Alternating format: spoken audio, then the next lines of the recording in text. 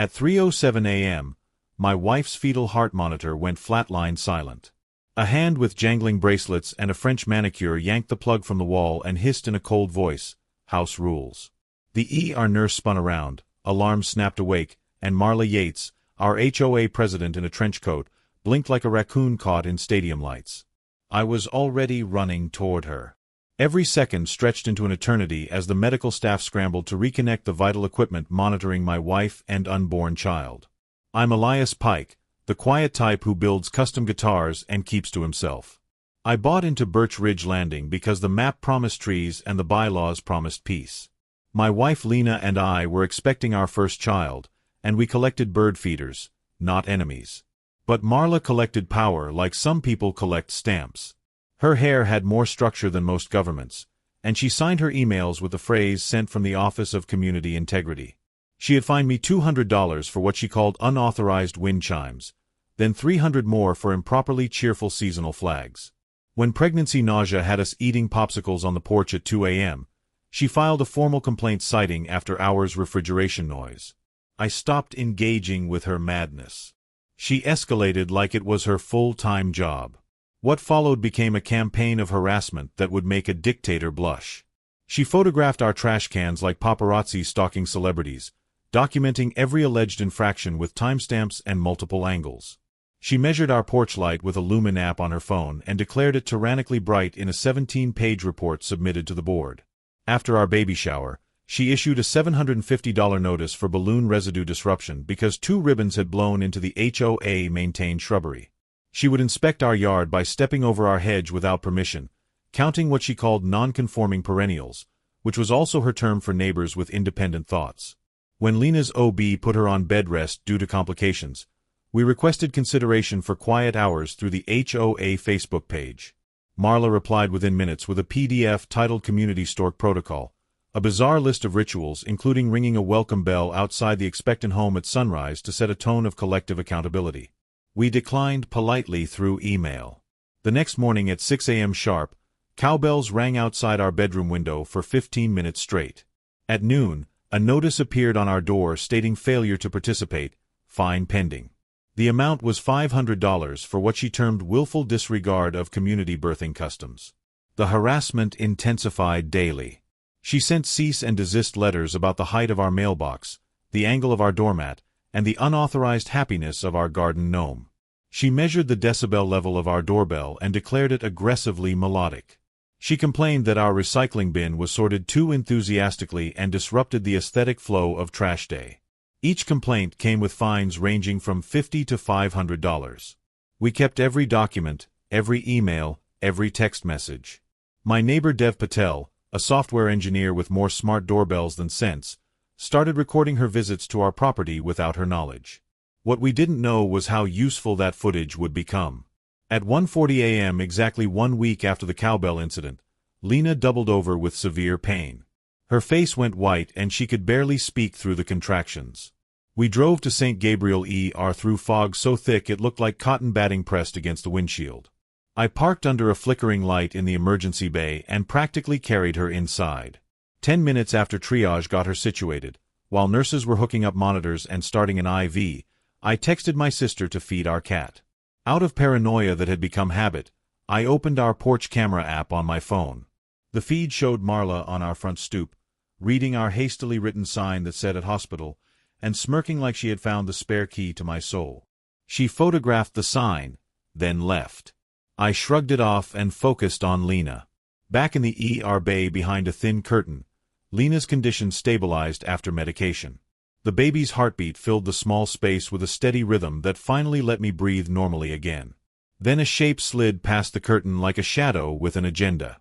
Marla stood there with a clipboard, an HOA lanyard around her neck, and eyes burning with the zeal of a suburban crusade.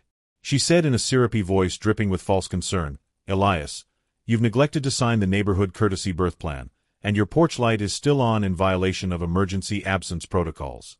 I said firmly, "Get out of here right now."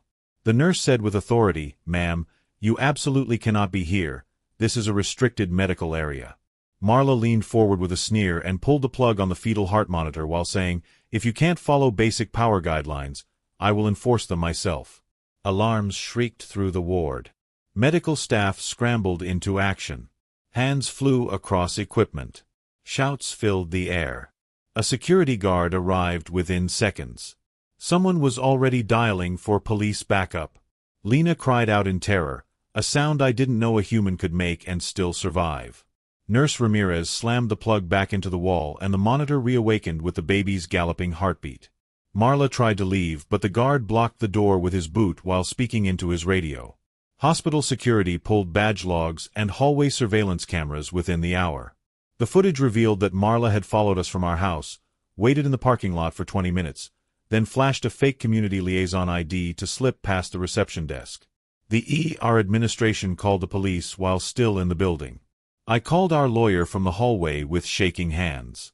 The HOA board members tried to distance themselves through frantic texts, but I had receipts for everything including emails, fines, and her Facebook manifesto about mandatory collective birthing etiquette that they had liked and shared.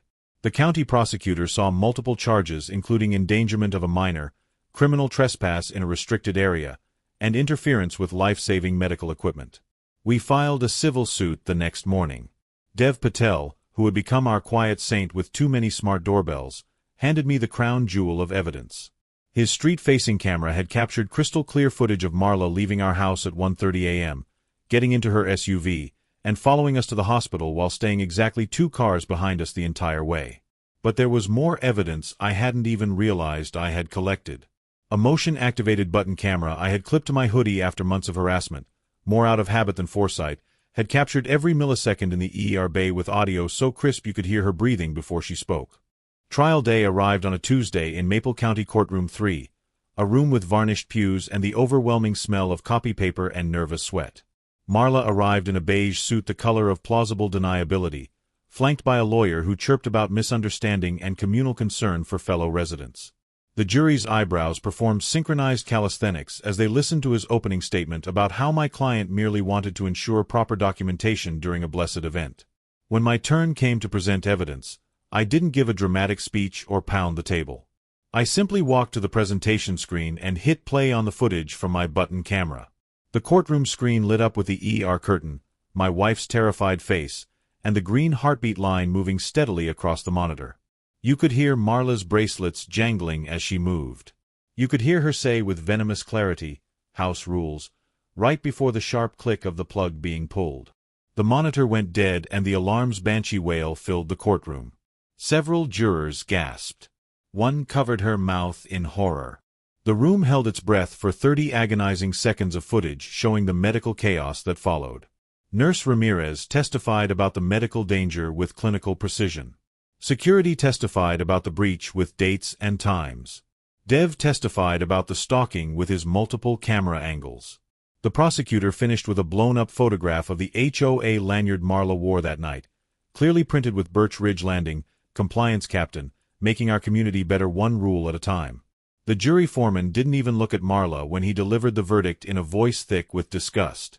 Guilty on all counts including felony interference with medical treatment, criminal trespass, and assault by culpable negligence.